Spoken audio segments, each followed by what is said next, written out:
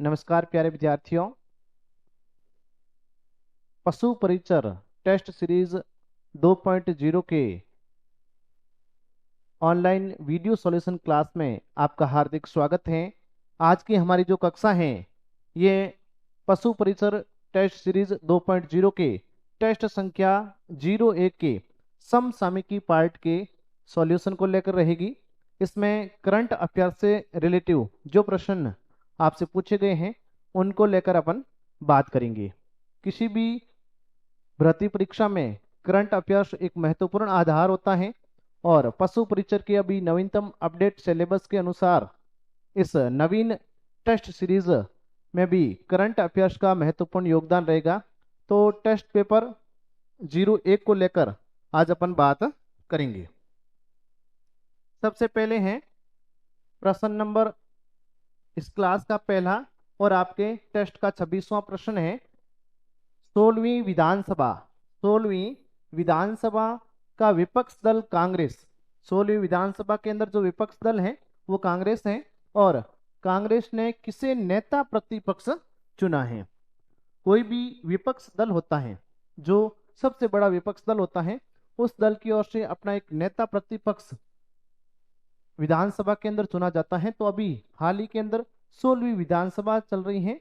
16वीं विधानसभा के लिए जो चुनाव है वो नवंबर 2023 में हुए थे और इनके जो परिणाम आए थे वो दिसंबर 2023 में आए थे। दिसंबर 2023 में आए परिणामों के अनुसार राजस्थान के अंदर 16वीं विधानसभा में भारतीय जनता पार्टी ने बहुमत प्राप्त किया और विपक्ष के अंदर जो सबसे बड़ा दल रहा वो कांग्रेस रहा है। और कांग्रेस के 16वीं विधानसभा के विपक्ष के जो नेता हैं वो किसे चुना गया है। ऑप्शन जो ए हमारा है वो है हरीश चौधरी। हरीश चौधरी बायतू से विधायक चुने गए हैं। टीकाराम जूली अलवर ग्रामीण विधानसभा है और अलवर ग्रामीण विधानसभा से लगातार तीसरी बार है जो विधायक बने हैं। तीसरी बार विधायक बने हैं। गोविंद सिंह डोटासरा वर्तमान के अंदर राजस्थान के अंदर कांग्रेस के प्रदेशाध्यक्ष हैं। वासुदेव देवनानी 16वीं विधानसभा के विधानसभा अध्यक्ष हैं वासुदेव देवनानी। तो आपको उत्तर मिल गया है। टीकाराम जो जूली हैं इनको कांग्रेस में विपक्ष दल का जो नेता है वो चुना गया है। तो आपका जो उत्तर सही था इसमें वो था बी ऑप्शन। अगला प्रश्न है 27वां। राजस्थान की 16वीं विधानसभा, अभी भी बात 16वीं विधानसभा की हो रही है और 16वीं विधानसभा में कितनी महिला विधायकों ने है जो जीत हासिल की है या जीत दर्ज की है वो आपको बताना था। 16वीं विधानसभा के जो चुनाव मैंने अभी बताया कि नवंबर 2023 के अंदर इसके चुनाव होते हैं और दिसंबर में इसके परिणाम आते हैं। हालांकि राजस्थान में पिछले कुछ विधानसभा चुनाव से क्या है कि 200 विधानसभा सीटों पर चुनाव न होकर 199 पर ही चुनाव होते आ रहे हैं। लेकिन अभी फाइनल 200 विधानसभा के ऊपर भी अगर प्रश्न पूछा जाए आपसे कि कितनी महिला विधायक हैं जो चुनकर इस बार गई हैं 16वीं विधानसभा के अंदर, तो आपका उत्तर 18 नहीं है, 20 एकदम सही है। 20 महिला विधायक इस बार है जो चुनकर गई है। इन 20 महिला विधायक में 9 भारतीय जनता पार्टी से विजयी हुई है, 9 बीजेपी से विजयी हुई है और 9 कांग्रेस से। 9 और 9 18। पीछे जो 2 शेष रहे हैं वो निर्दलीय विधायक जीती हैं और दोनों ही निर्दलीय विधायक जीती हैं। 2 जो विधायक पीछे रहे हैं वो दोनों के दोनों निर्दलीय जीते हैं। इस बात का आप ध्यान रखेंगे। तो क्या है कि 16वीं विधानसभा आपके लिए इंपॉर्टेंट है। आने वाले पशु परिचर के पेपर के अंदर आपसे इसके संबंध में जो है प्रश्न किए जा सकते हैं। तो ये 2 करंट के प्रश्न इसमें आपके 16वीं विधानसभा को लेकर है, एक विपक्ष के नेता के लिए और एक कितनी जो महिलाएं हैं वो चुनकर गई हैं। तो 20 जो महिलाएं हैं इस बार विजयी हुई हैं, ये आपको ध्यान में रखना है। अगला हमारा प्रश्न है पूर्वी राजस्थान नहर परियोजना। बहुत महत्वपूर्ण प्रश्न है, आने वाली सभी भर्तियों की दृष्टि से किसी भी एग्जाम के अंदर है जो इस टाइप का प्रश्न आपसे पूछा जा सकता है। पूर्वी राजस्थान नहर परियोजना के तहत राजस्थान के कितने जिले लाभान्वित हो रहे हैं। पूर्वी जो राजस्थान नहर परियोजना है, इसको शॉर्ट में ERCP बोला जाता है। और इसके लिए अभी हाल ही के अंदर जनवरी 2024 में 28 जनवरी 2024 को नई दिल्ली के अंदर राजस्थान के मुख्यमंत्री, राजस्थान के सीएम प्लस मध्य प्रदेश राज्य के सीएम और प्लस केंद्र सरकार, इन तीनों के द्वारा त्रिपक्षीय समझौता हस्ताक्षर हैं, जो इस ERCP के लिए 28 जनवरी 2024 को नई दिल्ली के अंदर राजस्थान सरकार के मुख्यमंत्री, मध्य प्रदेश के मुख्यमंत्री और केंद्र सरकार के द्वारा मिलकर त्रिपक्षीय समझौता हस्ताक्षर इस योजना के लिए हुआ है। और इस योजना के तहत पूर्वी राजस्थान के अंदर जो मध्य प्रदेश से सटा हुआ इलाका है, वहां पर इस परियोजना के तहत घर घर जल पहुंचाने का उद्देश्य रखा गया है। और इसके तहत कितने जिले हैं जो राजस्थान में लाभान्वित होंगे? पूर्व में इस परियोजना में 13 जिले लाभान्वित हो रहे थे, लेकिन वर्तमान में संशोधन के तहत इसमें है जो 21 जिले लाभान्वित हो रहे हैं। तो ये इसमें आपका ए उत्तर सही होगा। 21 जिले हैं जो राजस्थान में लाभान्वित होंगे।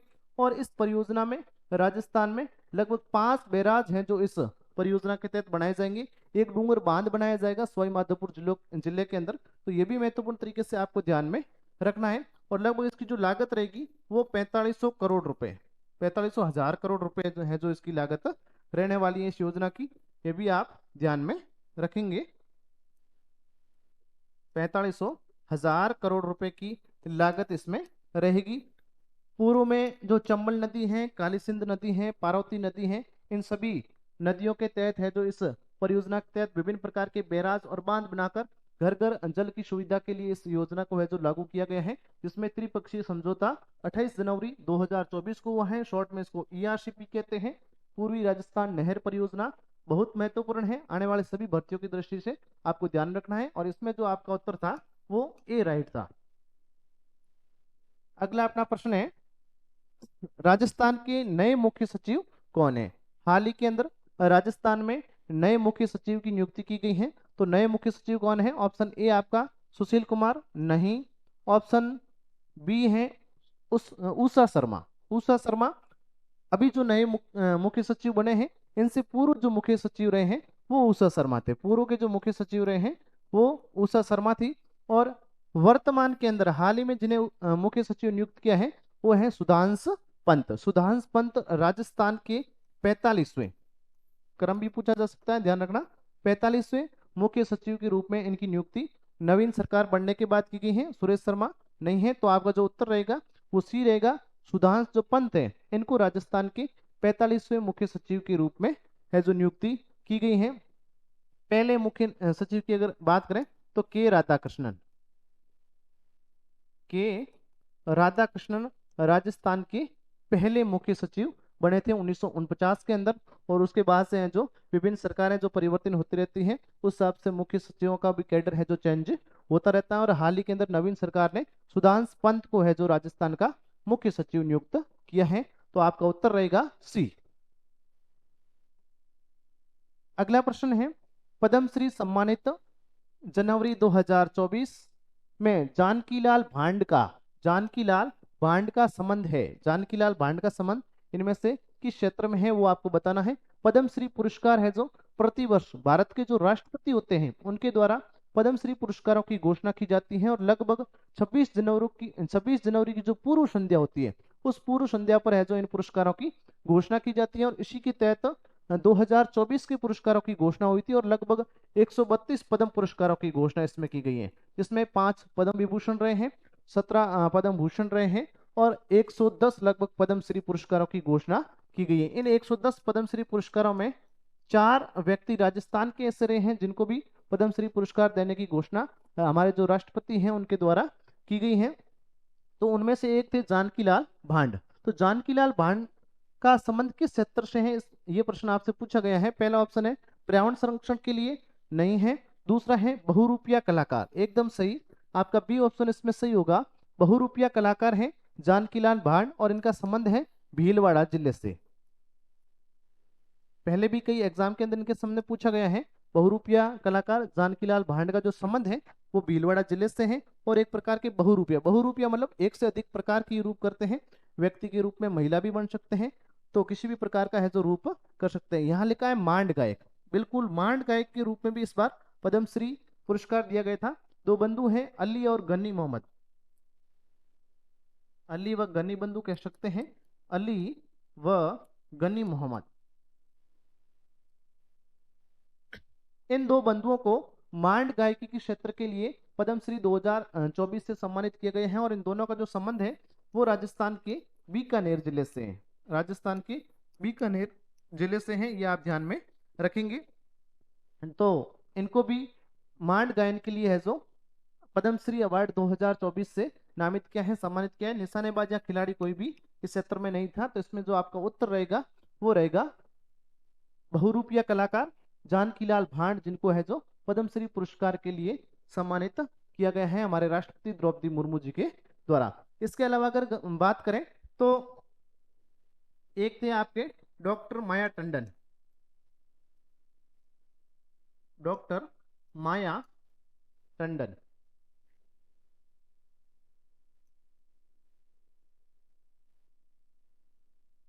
डॉक्टर माया टंडन, इनको सामाजिक क्षेत्र के लिए है जो 2024 के पद्मश्री पुरस्कार की घोषणा की गई है। जयपुर से ये संबंधित है डॉक्टर माया टंडन, और इनको सामाजिक क्षेत्र में उत्कृष्ट कार्य के लिए सड़क सुरक्षा के रूप में इन्होंने विशेष रूप से कार्य किया है, सड़क सुरक्षा के लिए इन्होंने विशेष रूप से कार्य किया है। और इसके लिए है जो इनको आपके पद्मश्री अवार्ड 2024 से है जो सम्मानित किया गया है। और ध्रुवद गायक के लिए जो तेलंग है, इनको भी पद्मश्री अवार्ड 2024 के लिए नामित किया गया है। तो आपके तीसरे प्रश्न का जो उत्तर रहेगा वो बहुरूपिया कलाकार रहेगा। अगला जो अपना प्रश्न है वो है डेजर्ट साइक्लोन 2024 किन दो देशों के मध्य युद्धाभ्यास हुआ है। युद्धाभ्यास के संबंध में प्रश्न आपसे किया गया है। और प्रश्न है कि डेजर्ट साइक्लोन, डेजर्ट मतलब मरुस्थल या जो रेगिस्तान है, साइक्लोन मतलब चक्रवात या रेगिस्तानी चक्रवात 2024 इसको अपन कह सकते हैं। अगर ऐसा लिखा हुआ है तो भी एकदम सही है, कोई दिक्कत नहीं है। रेगिस्तानी चक्रवात 2024 किन दो देशों के मध्य हुआ है। एक तरफ तो भारत भारत भारत ही है, तो एक बात तो क्लियर होगी कि एक तो हमारा भारत है, साथ में कौन सा देश रहा है, भारत फ्रांस नहीं, भारत अमेरिका नहीं, भारत जर्मनी नहीं, भारत यूएई, ये एकदम सही है। इसमें आपका जो उत्तर रहेगा वो डी रहेगा, भारत और संयुक्त अरब अमीरात यूएई के मध्य ये जो आपके 2 जनवरी से 15 जनवरी, 2 जनवरी से 15 जनवरी 2024 को महाजन जो फायरिंग रेंज है बीकानेर के अंदर, हमारे राजस्थान में बीकानेर के अंदर है जो ये युद्धाभ्यास आयोजित किया गया है, ये आप विशेष रूप से ध्यान रखेंगे। भारत और संयुक्त अरब अमीरात के बीच में 2 जनवरी से 15 जनवरी के मध्य डेजर्ट साइक्लोन 2024 का है जो आयोजन किया गया है। पहली बार इसका जो आयोजन है, पहली बार इसका जो आयोजन है वो 2008 में किया गया, और पहली बार इसका आयोजन यूएई में किया गया है। तो इस प्रश्न का आपका जो उत्तर रहेगा वो भारत व संयुक्त अरब अमीरात रहेगा, ऑप्शन डी। अगला अपना प्रश्न है राजस्थान सरकार द्वारा गैस सिलेंडर सब्सिडी योजना, योजनाओं के संबंध में भी प्रश्न आपसे पूछे जा सकते हैं। जो भी सरकारें आती हैं उनकी योजना नई अपडेट होती रहती है, परिवर्तित होती रहती है, या जो पुरानी संचालित योजनाएं हैं उनके नाम है जो भी परिवर्तन होते रहते हैं। तो अपना 32वां प्रश्न है कि गैस सिलेंडर जो सब्सिडी योजना है ये कब लागू की गई है। ऑप्शन ए है 1 जनवरी 2024, एकदम सही, पहला ही ऑप्शन सही है। 1 जनवरी 2024 को राजस्थान सरकार द्वारा गैस सिलेंडर सब्सिडी योजना लागू की गई। और इस योजना के तहत जो गरीब महिलाएं हैं, गरीब महिलाएं हैं, उन गरीब महिलाओं को 450 रुपए में, 450 रुपए में रसोई गैस सिलेंडर है जो प्रदान किया जाएगा, ये इस योजना में कहा गया है। विशेष रूप से आप ध्यान रखेंगे, यह भी पूछा जा सकता है कि योजना का क्या उद्देश्य रहा है। तो इस योजना का जो प्रमुख उद्देश्य है कि इस योजना के तहत जो गरीब महिलाएं हैं उनको 450 रुपए में है जो गैस सिलेंडर प्रदान किया जाएगा। इसके अलावा इस योजना का जो नोडल विभाग है, कभी कभार विभाग के बारे में पूछ लेते हैं किस विभाग के द्वारा ये योजना सुचारू हो रही है। तो नोडल जो विभाग है वो आपके, नोडल जो विभाग है वो है खाद्य व नागरिक आपूर्ति विभाग। खाद्य व नागरिक आपूर्ति जो विभाग है वो इसका नोडल विभाग है, यह भी आप साथ में ध्यान में रखेंगे। तो 32वें प्रश्न का आपका जो उत्तर है वो है 1 जनवरी 2024, ए ऑप्शन। अगला हमारा प्रश्न है इंडिया स्टोन मार्ट 2024 के 12वें संस्करण। कौन से संस्करण? 12वें संस्करण का जो आयोजन है वो राजस्थान के किस शहर में किया गया है? प्रश्न पूछा गया है कि राजस्थान के किस शहर में इंडिया स्टोन मार्ट, स्टोन का मतलब होता है पत्थर और मार्ट मतलब बाजार, पत्थरों का बाजार, एक प्रकार का कैसा बाजार? आपने इससे पहले बहुत सारे मेले देखे होंगे, बहुत सारे बाजार देखे होंगे। ये जो बाजार है ये एक अलग प्रकार का बाजार है। विभिन्न प्रकार के जो पत्थर होते हैं, बहुमूल्य प्रकार के जो पत्थर होते हैं उनकी यहाँ नीलामी होती है, उनका बाजार लगता है कि सबसे बेहतरीन पत्थर कौन से हैं। विभिन्न प्रकार के उद्योगपति होती है वो भी इसमें शामिल होते हैं, विभिन्न राज्य भी इसमें प्रतिनिधित्व करते हैं। तो ये एक प्रकार की प्रदर्शनी है, एक प्रकार की प्रदर्शनी है। और इसके 12वें संस्करण का जो आयोजन है वो राजस्थान के कौन से शहर में किया गया है, ये आपसे पूछा गया है। पहला ऑप्शन है जयपुर, फिर उदयपुर, जोधपुर और कोटा। तो इसमें आपका जो उत्तर सही है वो जयपुर है। जयपुर के अंदर इसका आयोजन किया गया है, इसके 12वें संस्करण का। और इसका आयोजन 1 से 4 फरवरी 1 से 4 फरवरी 2024 को किया गया है। 1 से 4 फरवरी 2024 को किया गया है। और इसके अंदर विभिन्न 19 राज्य शामिल हुए थे, 19 राज्य शामिल हुए थे। और इनके साथ में 2 देश, चीन एवं इटली, चीन एवं इटली देशों ने भी प्रतिनिधित्व किया था। इस जो इंडिया स्टोन मार्ट है इसके अंदर 2024 के अंदर जो जयपुर शहर में आयोजित हुआ था, राजस्थान की ओर से राजस्थान के मुख्यमंत्री ने भी भाग लिया था, ये भी ध्यान में रखना है साथ में। और 1 से 4 फरवरी 2024 तक इसका है जो आयोजन किया गया है। 19 राज्यों के साथ में 2 देशों ने भी इसमें साथ में शिरकत की है, जो आपको ध्यान में रखनी है। इसके 12वें संस्करण का आयोजन किया गया। इसका जो पहला संस्करण है वो 2000 में आयोजित किया गया। उसके बाद में प्रति 2 वर्ष के बाद में है जो इसका आयोजन किया जाता है। एक प्रकार के पत्थरों का बाजार है जिसमें विभिन्न प्रकार के पत्थरों की प्रदर्शनी की जाती है। सर्वश्रेष्ठ पत्थरों का है जो चयन इसके अंदर किया जाता है। विभिन्न उद्योगपति भी इसमें साथ में शामिल होते हैं। तो राजस्थान में इसका जो आयोजन है वो रीको, फिकी और शीरडॉस करके 3 विभाग हैं। रीको आपने सुना होगा, रीको, फिक्की और शीरडॉस, इन तीनों के सहयोग से या इन तीनों के द्वारा है जो इसका आयोजन किया गया है 1 से 4 फरवरी 2024 को राजस्थान के जयपुर जिले के अंदर। तो इस 33वें प्रश्न का आपका जो उत्तर रहेगा वो जयपुर रहेगा। अगला अपना प्रश्न है डॉक्टर BR अम्बेडकर की 125 फीट ऊंची कांस्य प्रतिमा, कैसी प्रतिमा है? कांस्य की प्रतिमा है। इसका उद्घाटन किस राज्य के अंदर किया गया है? आपसे पूछा गया है किस राज्य में है जो इसका उद्घाटन किया गया है। कभी भी कोई भी प्रश्न हल करते हैं तो पहले प्रश्न को आराम से पढ़ना बहुत जरूरी है कि प्रश्न के अंदर पूछा क्या जा रहा है। तो प्रश्न में आपसे पूछा गया है कि किस राज्य में डॉक्टर जो BR अम्बेडकर हैं, संविधान निर्माता जो BR अम्बेडकर हैं, उनकी 125 फीट ऊंची कांस्य प्रतिमा का जो उद्घाटन है वो कौन से राज्य के अंदर किया गया है? पहला ऑप्शन है आंध्र प्रदेश और पहला ही ऑप्शन आपका सही है। आंध्र प्रदेश राज्य के अंदर है जो इसका उद्घाटन किया गया है। तो ए ऑप्शन आपके इसमें सही होगा। और इसका उद्घाटन 19 जनवरी 2024 को आंध्र प्रदेश के CM हैं मुख्यमंत्री जगन मोहन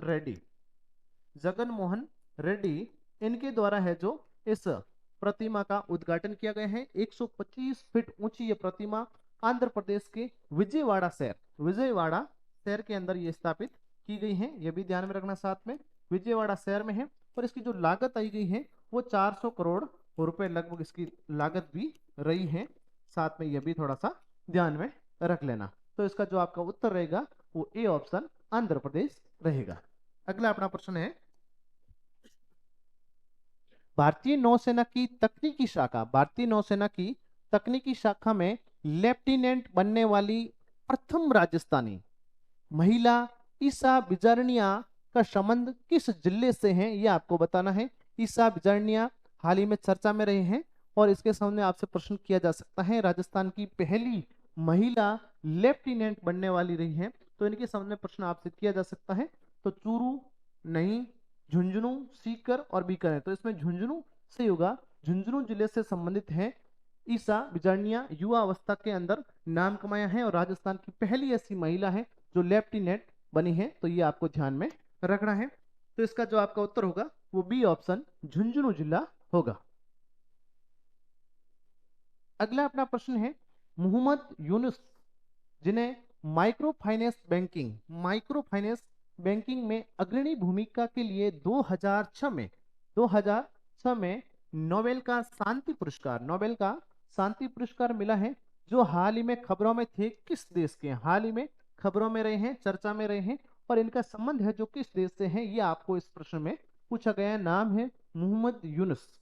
मोहम्मद यूनुस को माइक्रो फाइनेंस बैंकिंग में अग्रणी भूमिका के लिए जो 2006 में शांति का नोबेल पुरस्कार दिया गया था और अभी वर्तमान के अंदर भी ये चर्चा में है, तो चर्चा में रहे हैं, तो इनका संबंध है जो किस देश से। पहला भारत, बिल्कुल भारत से ये नहीं है। दूसरा पाकिस्तान, पाकिस्तान से भी इनका संबंध है जो नहीं है। तीसरा है बांग्लादेश, बिल्कुल सही है, बांग्लादेश से संबंधित है और 2006 में इनको है जो शांति के लिए नोबेल पुरस्कार दिया गया है और इनको बैंकिंग ऑफ पुअर्स के नाम से भी जाना जाता है।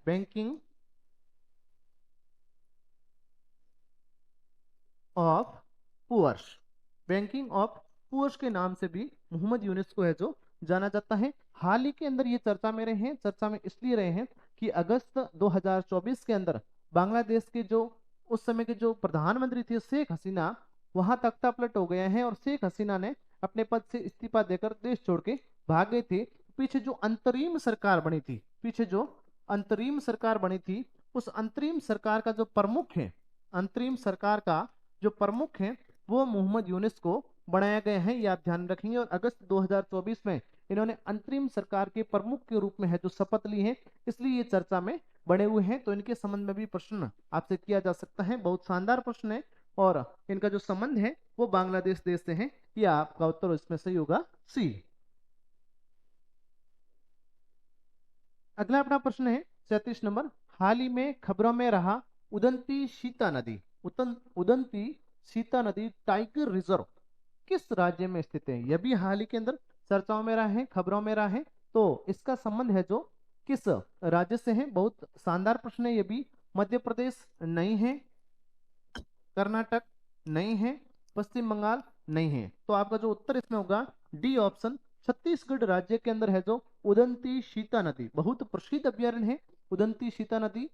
कभी भी स्टैटिक्स जीके के रूप में या सीधे जीके के रूप में है जो आपसे प्रश्न किया जा सकता है। उदंती सीता नदी जो अभ्यारण्य है छत्तीसगढ़ राज्य में स्थित है और ये जो अभ्यारण्य है छत्तीसगढ़ राज्य के अंदर स्थित है, ये ध्यान में रखना है। और ये हाल ही के अंदर चर्चा में रहा है। जनवरी 2024 के अंदर क्या होता है कि ये जो अभ्यारण्य है इसके आसपास का जो जंगली क्षेत्र है, इसमें आदिवासी ये मान रहे हैं कि इस पर हमारा अधिकार है, इस जंगली जो क्षेत्र है इस पर हमारा अधिकार है, तो ये हमारे क्षेत्र में होना चाहिए। तो जनवरी 2024 में 30 अतिक्रमणकारी हैं जो इसमें घुस जाते हैं और जंगल को जला देते हैं और जंगल को जलाने की वजह से ये जो अभ्यारण्य है ये चर्चा में रहता है। कोर्ट के अंदर भी इसका मामला है जो चल रहा है। ये 2009 के अंदर इसकी टाइगर रिजर्व की स्थापना की जाती है और भैंसों के प्रजनन के लिए बहुत प्रसिद्ध है, ये भी आप साथ में ध्यान में रखेंगे। है टाइगर रिजर्व लेकिन भैंसों के प्रजनन के लिए ये बहुत प्रसिद्ध है, ये भी साथ में आप ध्यान में रखेंगे। 2009 के अंदर इसकी स्थापना की जाती है, छत्तीसगढ़ राज्य में स्थित है। आदिवासियों द्वारा वहां अतिक्रमण किया गया था और 30 आदिवासी घुसे थे जिन्होंने जंगल को जला दिया था यहाँ के इस अभ्यारण्य क्षेत्र के अंदर, और उसमें से 23 लगभग अतिक्रमणकारी थे वो आपके ओडिशा राज्य से संबंधित थे। तो पड़ोसी राज्यों से भी अतिक्रमणकारी इसमें घुस गए थे, जिसकी वजह से ये बहुत ज्यादा चर्चा में रहा है। तो आने वाले समय में करंट के हिसाब से या स्टैटिस्टिक्स जीके के रूप में भी आपसे प्रश्न है जो किया जा सकता है। इसका जो उत्तर है वो छत्तीसगढ़ रहेगा। अगला हमारा प्रश्न है प्रश्न नंबर 38, नवे एशियाई शीतकालीन खेलों का आधिकारिक नारा क्या है। आधिकारिक नारा या आदर्श वाक्य अगर बोला जाए तो भी कोई गलत नहीं होगा। आधिकारिक नारा बोलो या आदर्श वाक्य क्या रहा है।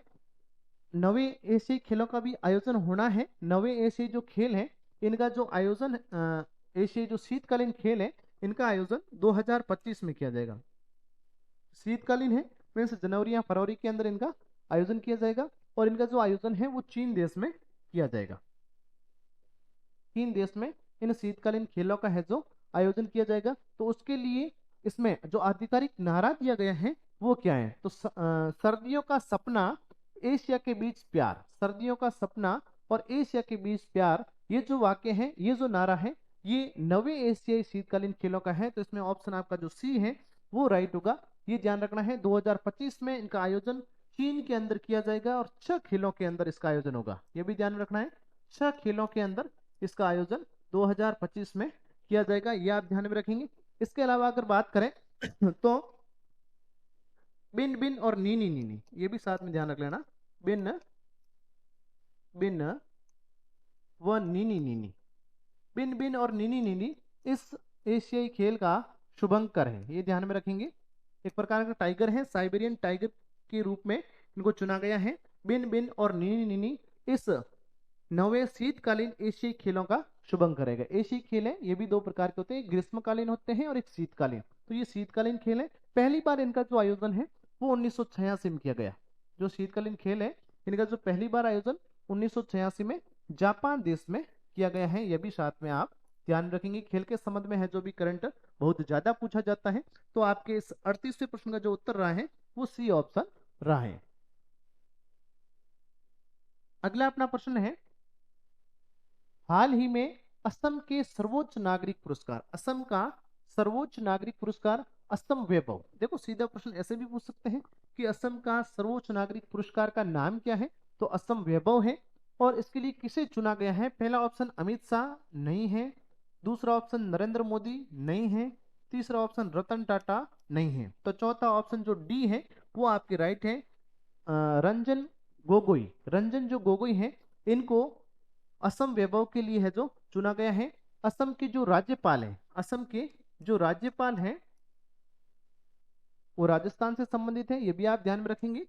असम के जो राज्यपाल हैं गुलाब चंद कटारिया, गुलाब चंद कटारिया, गुलाब चंद कटारिया के द्वारा 10 फरवरी 10 फरवरी 2024 को 10 फरवरी 2024 को रंजन गोगोई को असम का सर्वोच्च नागरिक पुरस्कार असम वैभव से है जो सम्मानित किया गया है। और इसमें जो पुरस्कार राशि रही है वो 5 लाख रुपए रही है। रंजन गोगोई की अगर बात करें तो ये वर्तमान में राज्यसभा के सदस्य हैं, वर्तमान में राज्यसभा के सदस्य हैं। 2020 में ये राज्यसभा के सदस्य बनते हैं, उसके बाद से लगातार राज्यसभा के सदस्य हैं। इसके अलावा अगर बात करें तो राम मंदिर का जो फैसला सुनाया गया था और राम मंदिर के फैसले की जो पीठ थी इनमें ये शामिल थे। राम मंदिर के ऊपर जो फैसला आया था उस फैसले के अंदर जो पीठ थी उसमें ये शामिल थे, मतलब ये पूर्व न्यायाधीश भी रह चुके हैं। रंजन गोगोई बहुत प्रसिद्ध नाम है, वर्तमान के अंदर राज्यसभा सदस्य हैं और इनको हाल ही के अंदर 10 फरवरी 2024 को असम के जो राज्यपाल रहे हैं, वर्तमान राज्यपाल हैं गुलाब चंद कटारिया, उनके द्वारा है जो असम का सर्वोच्च जो नागरिक पुरस्कार है असम वैभव से सम्मानित किया, जिसमें जो पुरस्कार राशि है वो 5 लाख रुपए है, ये भी आप ध्यान में रखेंगे। तो आपके इस प्रश्न का जो उत्तर है वो ऑप्शन डी रहेगा।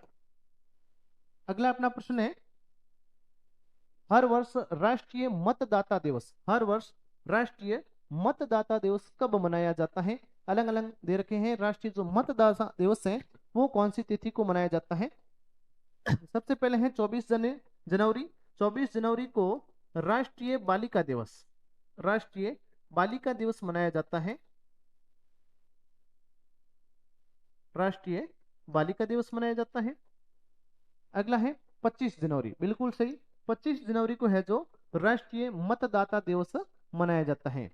25 जनवरी 1950 को, 25 जनवरी 1950 को जो भारत निर्वाचन आयोग है उसकी स्थापना की जाती है।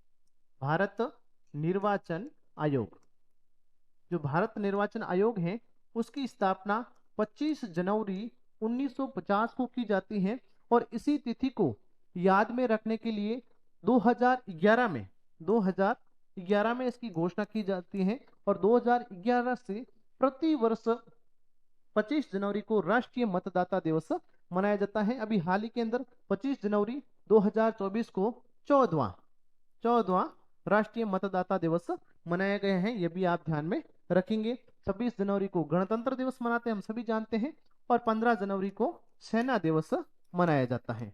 तो ये सारे दिवस के रूप में ध्यान में रखेंगे। दिवस की दृष्टि से जनवरी माह महत्वपूर्ण है और जनवरी माह के करंट के प्रश्न ही अधिकतर आपके इस पेपर में रहे हैं। तो आज के इस वीडियो सॉल्यूशन पशु परिचर टेस्ट सीरीज 2.0 के पहले टेस्ट का जो करंट अफेयर से संबंधित प्रश्न थे उनका अपन ने सॉल्यूशन किया है और इस प्रश्न का आपका उत्तर रहेगा बी ऑप्शन 25 जनवरी। इस वीडियो को अधिक से अधिक शेयर करें। धन्यवाद।